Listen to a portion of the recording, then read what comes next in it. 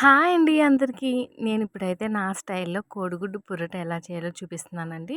మంచిగా ముక్కలు ముక్కలుగా చేస్తున్నాననమాట. తింటుంటే తగిలేలాగా ఆనియన్స్, మిర్చీస్ అయితే కట్ చేసేసుకున్నానండి.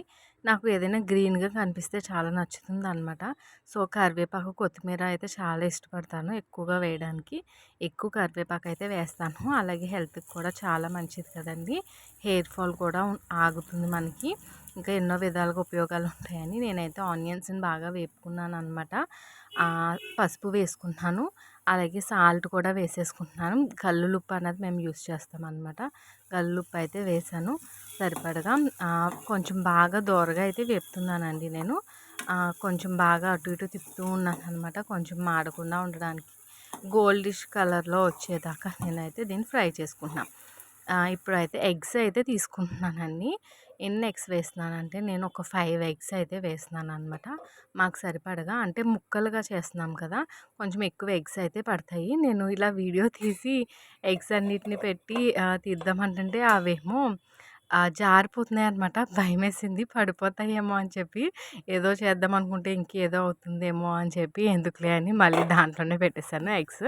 ఎగ్స్ అన్నీ అయితే నేను ఇలా కొట్టేసుకున్నానండి. కొట్టుకున్న తర్వాత దాన్ని కొంచెం ఒక 2, 3 మినిట్స్ అలా వదిలేస్తే అది కొంచెం గట్టిపడుతుంది కదా. అప్పుడు కనుక మనం కలిపితే అది కొంచెం పీసెస్గా గుడ్డు ముక్కలుగా ఉంటుందన్నమాట. తినేటప్పుడు కూడా మనకి చాలా బాగుంటుంది. నాకైతే ఈ స్టైల్లో చేస్తే నచ్చుతుంది. సో, ఇలా చూపిస్తున్నాను నేను. దీంట్లో కొంచెం ఆనియన్స్ వేగాక అల్లం వెల్లుల్లి పేస్ట్ కూడా చాలా కొంచెం వేసానండి. అలాగే కరివేపాకు కూడా వేసినాను. కరివేపాకు అలాగే కొత్తిమీర ఇలా ఉంటే నాకు చూడడానికి భలే బాగున్నట్టు అనిపిస్తుందనమాట. పిల్లలు కూడా చాలా లైక్ చేస్తారు కదా, ఇలా చూడడానికి బాగుంటే లుక్ కూడా చూస్తూ ఉంటారు పిల్లలు టేస్ట్‌తో పాటు. నేను మా వాడికి కారం ఎక్కువ వేస్తే వాడు తినడండి. అందుకని కారం అయితే తక్కువ వేసి చేశాను.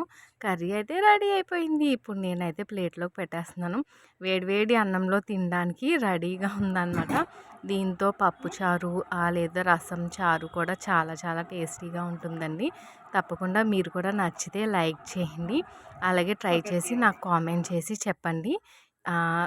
Thank you. సబ్స్క్రైబ్ చేయండి.